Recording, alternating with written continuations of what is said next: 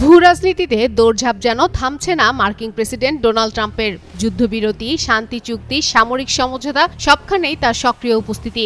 সম্প্রতি এশিয়া সফর শেষ করে দেশে ফিরেও যেন থামেননি তিনি। এবার নজর ঘুরিয়েছেন আফ্রিকার দেশ নাইজেরিয়ার দিকে।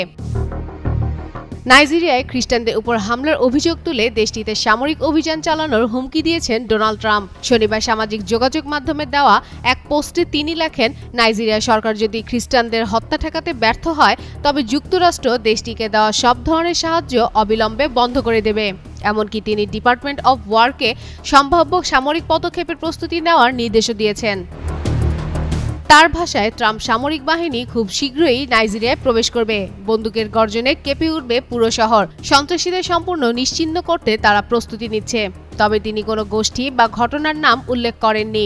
এর একদিন আগে ট্রাম্প ঘোষণা দেন নাইজেরিয়াকে যুক্তরাষ্ট্রের বিশেষ উদ্বেগের দেশ তালিকায় যুক্ত করা হবে। তিনি দাবি করেন, উগ্র সন্ত্রাসীদের হামলায় নাইজেরিয়ায় হাজার হাজার খ্রিস্টান নিহত হয়েছেন। তবে বিশ্লেষকদের মতে নাইজেরিয়ার পরিস্থিতি এত সরল নয়।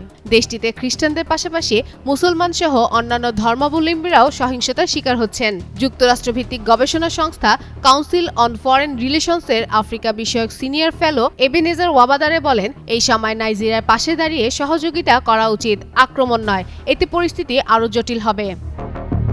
নাইজেরিয়ার প্রেসিডেন্ট বোলা আহমেদ তিনুবু বলেন, তার সরকার সব নাগরিকের নিরাপত্তা নিশ্চিত করতে কাজ করছে। নাইজেরিয়াকে ধর্মীয়ভাবে অসহিংস বলা ভুল। সব ধর্মের স্বাধীনতা রক্ষায় প্রতিশ্রুতিবদ্ধ দেশটির সরকার। আর দেশটির পররাষ্ট্র মন্ত্রণালয় জানিয়েছে, যুক্তরাষ্ট্রের মতোই নাইজেরিয়াও বৈচিত্র্যকেই নিজের শক্তি হিসেবে দেখে এবং সব নাগরিকের নিরাপত্তা রক্ষায় অঙ্গীকারবদ্ধ।